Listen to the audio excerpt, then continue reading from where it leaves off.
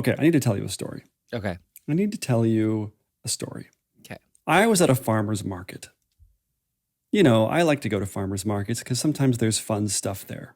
There's treats. I mean, sometimes we'll get groceries like produce, but nowadays that's not really the fun part of going to a farmer's market. Anyway, I was at a farmer's market and there was a guy selling mushrooms, which isn't surprising at a farmer's market. This is a great story so far. And I go up to him and we bought some mushrooms because they're like, oh, these are interesting. And I said, do these go in the fridge? And he said, yes, make sure you keep them in this paper bag. Don't take them out. Put them in this paper bag. Keep them in the top shelf. Don't put them in the crisper. Keep them in the top shelf. And eat them within 36 to 48 hours. I was like, okay, can I feed them after midnight? Okay. Nothing. He just looked at me and was like, well, they're going to be cut from the stem. I could see his inner workings going of like, why would you have to feed the mushroom? And I was like, just need to stop making jokes to people. I mean, it's kind of shocking that he didn't get something so topical and current. Well, listen, I was like, have you seen Gremlins? He's like, yeah, I've seen Gremlins. Which was, no, I have not seen Gremlins. What is Gremlins? Yeah, and that was. I have no idea how these two sentences are connected at all. You're like, you mean in the engine that sometimes happens? You know, there are gremlins in the engine. Is that what you mean? Right. Or the car. No. And I Do you just mean need to stop. Kremlin? Yeah. I've never been to Russia. Right. I don't think they let people in there anyway. Not right now. I would imagine not, yeah.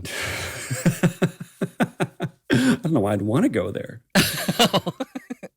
And I just need to stop making jokes because that was a great joke. Because you gave me all of these things I had to do with the mushroom. That was ridiculous. Very particular, right? yeah. Mm-hmm. And so I made a joke about gremlins, which everybody's seen, except this guy. Except this guy. Well, how old was the guy? I mean, younger than me, but not by much. That's weird then, yeah. I mean, it may have been one of those things where like he saw it when he was like 8. It terrified him and he never watched it again. Right, but you still remember, you know. Maybe. You still remember you can't feed, I don't even know what they're called before they're gremlins. What are they called? Yeah. You know, you can't. It's the same reaction he had, right? Have you seen Gremlins? Yeah. Yeah, but I'm pretty sure most people having a working knowledge of the movie will know that you can't feed the thing after midnight. Like that's a thing, right? Yeah. That is a solid joke, and it's not one that you should, I mean, not that you'll ever have the opportunity to use it again, but under these circumstances. But you should definitely hold on to it and not be afraid to bring it out again when the opportunity arises. It's still the safest way to travel, statistically speaking. But here's the thing. He ruined it for everybody. You know what I mean? Because here's the thing. That's never going to happen again. Right. Right? My opportunity for that. And now I walked away and he's like, oh, what a weirdo. Yep. Right? I'm the weirdo. Yeah, you're the weird one. But the other thing too is like, even if this did land solid, it's not like you're going to go around and share that story. Like you share that story because he didn't respond. Right. If he responded, you wouldn't be like, oh my gosh, I had this great joke and he laughed. Those are always great stories. Right. Yeah.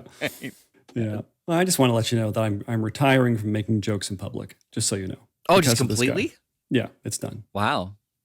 Like not even dad jokes? Not even dad joke. Well, I think all of my jokes are dad jokes at this point, but yeah, not even dad jokes.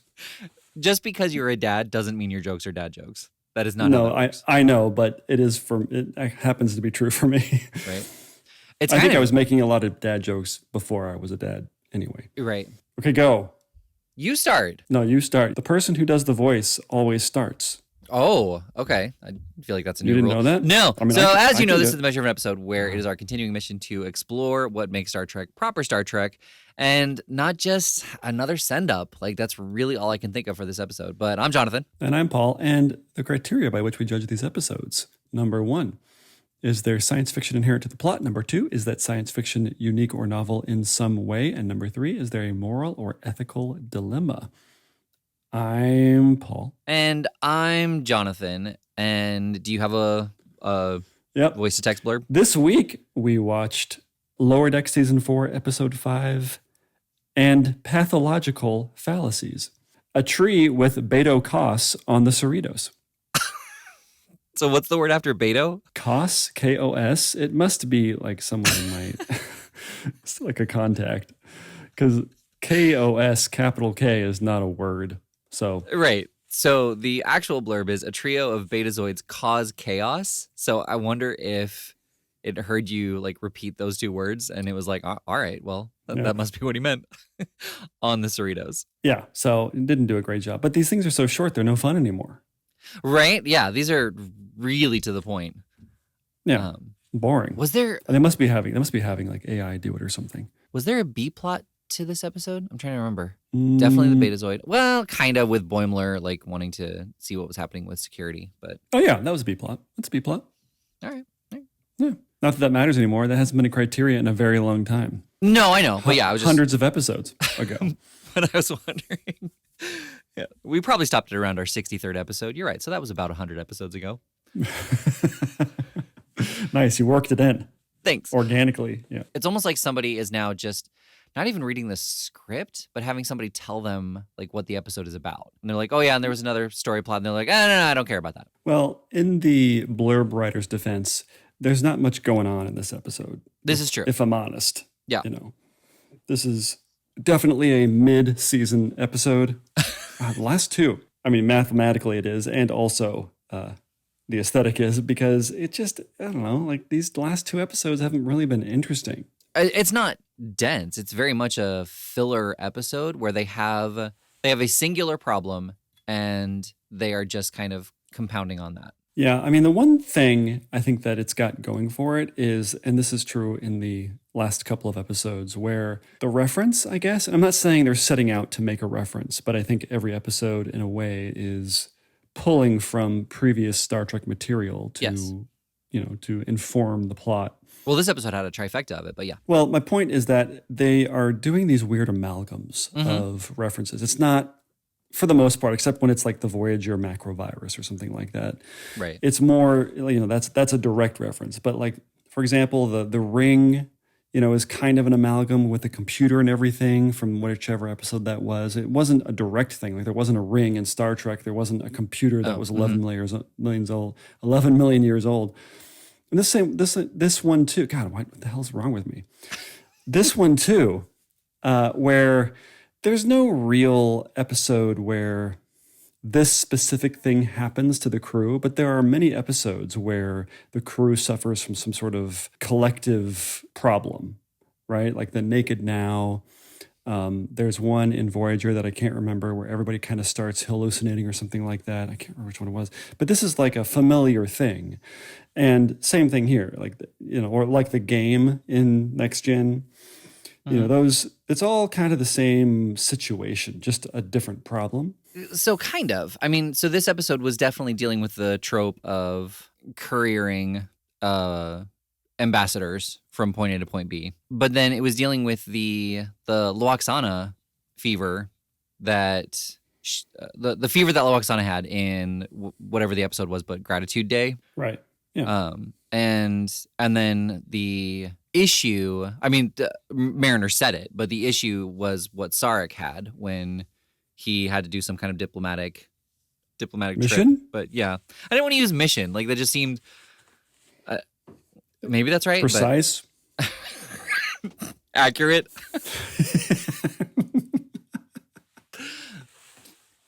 I can see why you wouldn't want to use that. Yeah. No, I feel like there's an actual term for it that's not mission. But anyway, he had his diplomatic mission and he was kind of going senile. And so Picard had to transfer his like emotional control over. And consequently, he like had his little mental meltdown. And so that's what Talon was suffering from. But it seemed like it was a hormonal thing. It was like a cross between that Bendai fever and well, they thought it was Ponfar. that, but it wasn't that.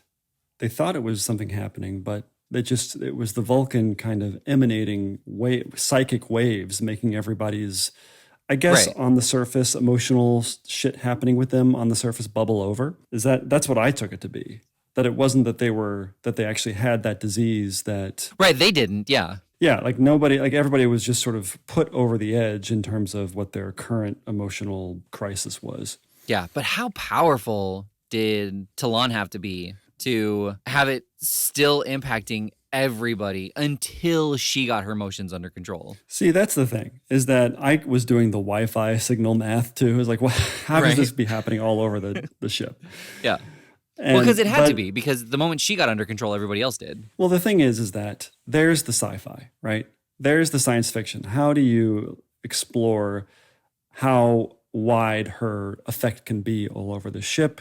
And maybe there's the farther you get away from her, the less impact you have. So there are people like on the opposite side of the ship that are less impacted by this. And this, I feel like there's your science fiction rabbit hole that you could go down. Mm-hmm. But it was more just hijinks, I think. Oh, yeah. Well, yeah, because like Boimler and Shax were never near Talon, so they weren't affected. But everybody in... It's not 10 forward here, is it? No, it's not. No, it's the nightclub. But everybody in the nightclub was like, once they had come in contact with her, or just been in the same room with her, they had their little emotional outbursts. And then even after she left, they still had it until she got it under control. Yeah, they just didn't explore what was caused. It was just, this is what's causing it, and this is the effect. Yeah. They didn't go into anything. And even the Vulcan, you'd think that the Vulcan writing would be that she would want to know specifically of like, oh, this all makes sense scientifically. This is very logical. But she didn't. Right. But you got your wish. I think she F-bombs something, doesn't she? She does. I know she does. No? Doesn't she? I don't remember her F-bombing. I thought she did. Maybe she did. This is why people come to the podcast. Definitive answers. Yeah. For our photographic memory. Yeah. It is locked in there. But, it just, I don't know. I feel like maybe I'm asking too much of the Lower Decks. But Lower Decks does this. This is when Lower Decks is fun for me, is when they do go down these science fiction rabbit holes and explore a little bit as to what's happening. Because the stuff with the Boimler plotline, where he's just kind of trying to be a part of he just wants to be a ninja. Right. He wants his ninja badge, as it were. Yeah. And I guess what she finally kind of gets in a way. But I don't know, that there's another opportunity. They chose the security team plays charades. That's what they do to bond. But you had an opportunity to do something funny while also being science fiction-y. Right. Well, but I did like the payoff for that, where Shax was saying, we protect the crew, whether that means from an alien invasion or that means from, their own mental hangups. Yeah, that was the message. But the execution of that, getting there, like that didn't make it all okay, right?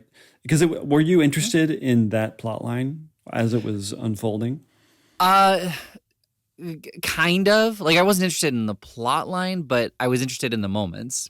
That was the bit where I was okay with just watching it for what happened. Whereas the A plot, like, yes, there should be jokes, but I feel like that plot should have a little bit more thought into it and a little bit more sci-fi behind it. Because it kind of turned into over and over and over again, the A plot with everybody kind of being emotional and everything.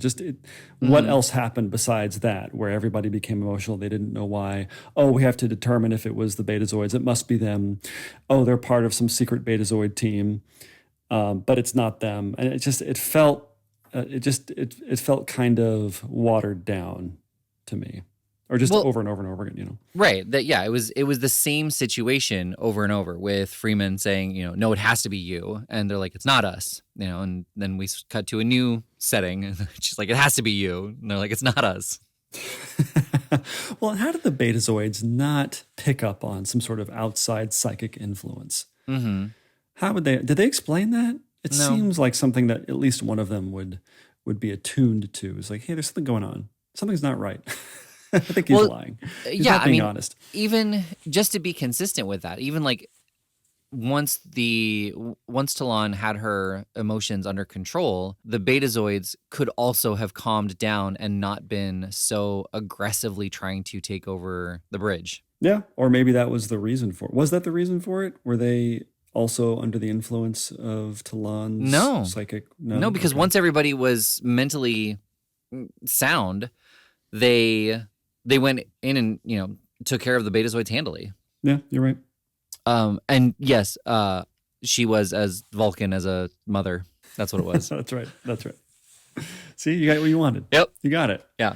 Yeah, there's nothing really to talk about. I wrote no notes really for this episode. Nothing really interesting. Even with the ship, like nothing really was revealed about the ship or how it operates. I mean, I want an adventure. Like I feel like there's all these things that were happening. Wasn't Boimler part of somebody? They ended a season with somebody being part of Section 31, and they ended the season with the Rutherford conspiracy plotline. Mm-hmm. All these things that they just haven't been addressing. And then they did mention the weird Boba Fett ship. Yeah. They mentioned it. They didn't really give us any more information other than that they know about it. Right. And they know what's happening. Well, yeah, and it was like a very blurred picture of the ship. I feel like I'm being kind of just strung along until they get to the stuff that happens. I'm guessing it's going to be a 2 or 3 episode arc as we near as we near the end of the season.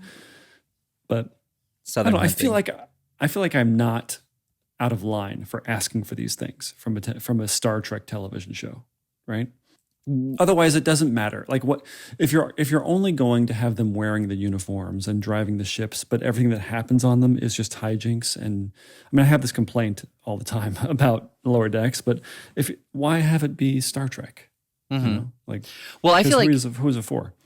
Right, but I mean, I feel like these are the episodes where it is a send up of Star Trek. Like this was not a proper Star Trek episode. It was Star Trek tropes presented, in a Star Trek setting, but it was not a proper Star Trek episode. But also, having said that, Lower Decks has tossed out some proper Star Trek episodes that have been great. Yeah, why can't they keep doing that? For the same reason that Next Generation gave us Code of Honor. I feel like I'd rather watch Code of Honor, though. Like in terms of rewatching something, I never really want to rewatch a Lower Decks episode. Or the Paradise Syndrome. I don't know if I would rewatch the Paradise Syndrome. What was it supposed to? What did we decide it should have been called? What is Bones call the syndrome in the episode? It's something else. It's the Tahiti Syndrome. Yeah. Yeah. Should we talk about that episode again? I mean, we should we've already talked about the Gorn Strange New World episode, which if anyone was paying close attention and has listened to that episode, they know which episode that was. The number changed, but the content didn't. That's true. That's true. But you should go listen to the Paradise Syndrome. We have a lot of good observations in that one. You know? If you have an original series buff, not that they're buff as in they work out, but they like to watch it a lot. Maybe that should have gone unspoken. You weren't confused about that? So if you have a friend like that, send it to them. Send that episode to them. We want to know what they think. Actually, the one that I want to know is in The Conscience of the King. Like that's the one that I want to hear people's thoughts on, because we did that with Jeremy. We did. Yeah. And that's a highly revered episode. And all of us were like, why? It doesn't make any sense. Yeah. I would rewatch that one just, the same reason that you rewatch bad movies. It's like good, bad. Yeah. Well, that's one, right. That's one where like you give it some time and you're like, maybe it's not as bad as I remember. And then you go back and watch it and you're like, no, still confused. Yeah. Still bad. Still bad.